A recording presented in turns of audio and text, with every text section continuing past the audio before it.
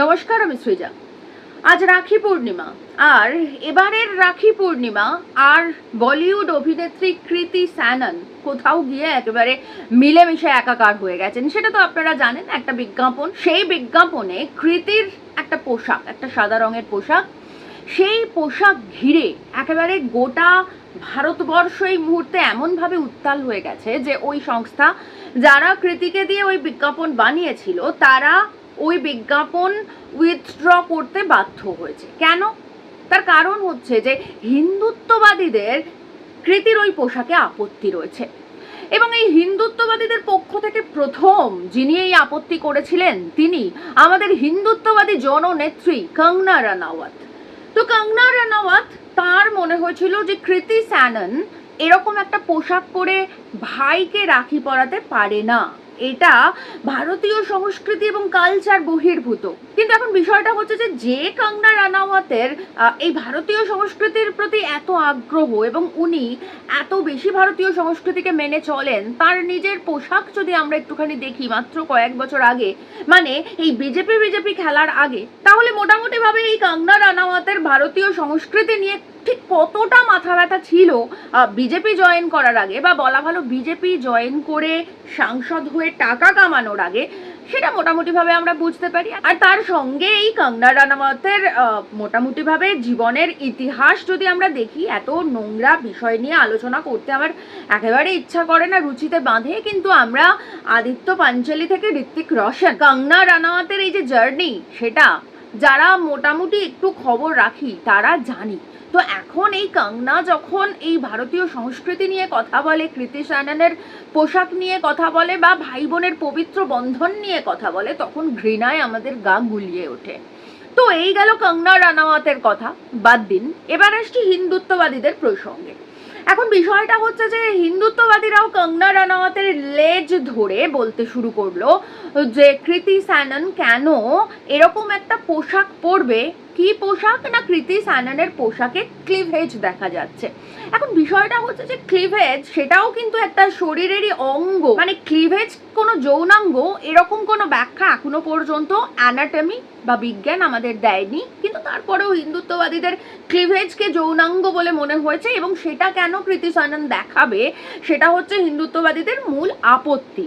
কিন্তু এখন প্রশ্ন হচ্ছে যে এই যে রাখি বা রাখি বন্ধন উৎসব, সেটার যদি আমরা ধর্মীয় অনুষঙ্গটা চিন্তা করি, তাহলে কি এটা সত্যি শুধুমাত্র ভাই বোনের উৎসব? সেটা নিয়ে আসছি, কিন্তু তার আগে আপনাদের একটা ভিডিও আর কিছু ছবি দেখাবো। কারণ যে হিন্দুত্ববাদীরা স্যাননের ক্লিভেজ দেখে একেবারে গেল রব তুলছে, কেন রাখির মতন পবিত্র উৎসবে, ধর্মীয় উৎসবে কৃতি স্যানন এরকম একটা পোশাক পরবেন বলে এত উত্তেজনা তৈরি হচ্ছে যে বিজ্ঞাপনটাকে উইথড্র করতে পর্যন্ত বাধ্য করা হচ্ছে। সেই হিন্দুত্ববাদীদের নিজেদের আপন ধর্মীয় উৎসব হচ্ছে কাওয়াড় যাত্রা, যেটা উত্তরপ্রদেশের বিশেষ একটা উৎসব, ধর্মীয় উৎসব। আমাদের এখানে যেমন মানুষ তারকেশ্বরে যান, বাবা তারকনাথের মাথায় জল ঢালতে যান, সেরকমই একই ব্যাপার উত্তরপ্রদেশে সেই শিবের মাথাতেই জল ঢালতে যাওয়া হয়, যেটাকে ওরা কাওয়াড় যাত্রা বলে। তো সেই কাওয়াড় যাত্রায় মহিলাদের পোশাক কেমন থাকে?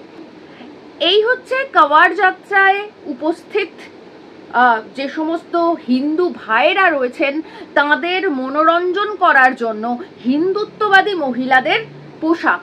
এখন বিষয়টা হচ্ছে এটার একটা ফুল ভিডিও রয়েছে, এবং সেই ভিডিওটা আমার ফেসবুকেও রয়েছে, কিন্তু সেটা ইউটিউব অ্যালাউ করছে না, তাই আমি এই ভিডিওটা এখানে দিতে পারছি না। আপনারা যারা আমার সঙ্গে ফেসবুকে আছেন তারা পারলে একটু আমার ফেসবুকে গিয়ে এই ভিডিওটা চেক করতে পারবেন।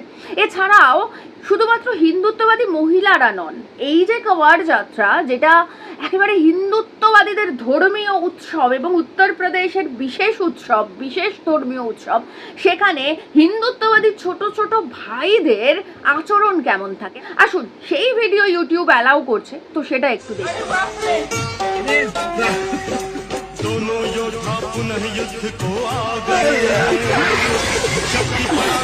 তো আমরা দেখলাম পবিত্র কাওয়াড় যাত্রায় হিন্দুত্ববাদী ভাই বোনেদের তাদের ঠিক কি অ্যাটায়ার থাকে, কি অঙ্গভঙ্গি থাকে, কি অ্যাটিটিউড থাকে, কি জেস্চার থাকে, এদের তুলনায় আমার মনে হয় যে রান্নানের যে বিজ্ঞাপন ছিল সেটা অনেক সুষ্ঠু, মার্জিত এবং ভদ্র ছিল। এটা আমার ব্যক্তিগত মতামত। এবার আসছি এই যে রাখি বন্ধন উৎসবকে কেন্দ্র করে বা অনুষ্ঠানকে কেন্দ্র করে এই যে হিন্দুত্ববাদী যারা পোশাক নিয়ে কথা বলছে এবং গেল রব তুলছে, তারা আসলে হিন্দু ধর্মের কিচ্ছু জানে না। আমাদের হিন্দু পুরাণ অনুযায়ী, ভবিষ্য পুরাণ অনুযায়ী রাখি শুধুমাত্র ভাই বোনের উৎসব নয়, রাখি শুধুমাত্র ভাই বোনের বন্ধন নয়, কারণ এখানে দেবরাজ ইন্দ্রকে শচী দেবী মানে ওনার স্ত্রী হাতে রাখি বেঁধেছিলেন, অর্থাৎ স্বামী স্ত্রীর বন্ধন হিসেবেও এই রাখি বন্ধনকে বা রাখি বন্ধন উৎসবকে দেখানো হচ্ছে সনাতন ধর্মের ভবিষ্য পুরাণে।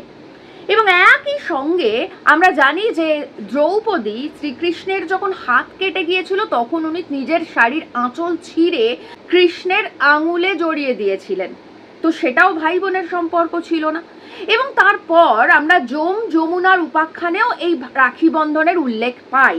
যম এবং যমুনা ভাই বোন তাদের উপাখ্যানে পাই, কিন্তু এই যমুনার উপাখ্যানে যেমন রাখি বন্ধনের উল্লেখ পাই, তেমন একই রকম ভাবে আমরা জানি যে যমুনা যমের সঙ্গে শারীরিকভাবে লিপ্ত হতে চেয়েছিল, নিজের ভাইয়ের সঙ্গে শারীরিকভাবে লিপ্ত হতে চেয়েছিল এবং সেই শারীরিকভাবে লিপ্ত হওয়াকে আটকে ছিল যম চায়নি নিজের বোনের সঙ্গে শারীরিকভাবে লিপ্ত হতে এবং সে যমুনাকে ফেলে দিয়ে চলে গিয়েছিল, যার পরবর্তীতে এবং যে ঘটনার সূত্র ধরে আমাদের সনাতন ধর্মের ভাই ফোঁটার চলন হয়, ভাতৃদ্বিতীয়া বা ভাই ফোঁটার চলন হয়। ঋগ্বেদের দশম মণ্ডলে এই যমুনার উপাখ্যান স্পষ্টভাবে রয়েছে এবং ঋগ্বেদের দশম মণ্ডল অনুযায়ী এই যম এবং যমুনাই হচ্ছে প্রথম নারী এবং প্রথম পুরুষ। এবং এই যে যমুনা যারা একে অপরকে মানে যমুনা যমকে রাখি বেঁধেছিল, পরবর্তীতে কিন্তু এই যমুনা যমের সঙ্গে শারীরিকভাবে লিপ্ত হতে চেয়েছিল, অর্থাৎ এই যে রাখি বন্ধন উৎসব সেটাকে যে একেবারে একটা ভাই বোনের পবিত্র গাথা হিসেবে হিন্দুত্ববাদীরা প্রেজেন্ট করছে, এটা যে অন্ততপক্ষে সনাতন ধর্মের বেদ উপনিষদ অনুযায়ী সঠিক নয় সেটা মোটামুটিভাবে প্রমাণিত। এর পরবর্তী পর্যায়ে মানে বেদ উপনিষদের পরবর্তী পর্যায়ে আমরা জানি এই রাখি বন্ধন উৎসব বা মানব বন্ধনের উৎসব, এই অনুষ্ঠানটি বা এই উৎসবটা চালু করেছিলেন রবীন্দ্রনাথ ঠাকুর স্বয়ং 1905 সালের 16ই অক্টোবর বঙ্গভঙ্গ প্রতিরোধের জন্য। এটা একটা প্রতিবাদ দিবস হিসেবে এবং মানুষে মিলন এবং ঐক্যের বার্তা হিসেবে, ব্রিটিশ সরকারের কাছে এই বার্তা হিসেবে এই মানববন্ধন বা রাখি বন্ধন উৎসব শুরু করেন রবীন্দ্রনাথ ঠাকুর।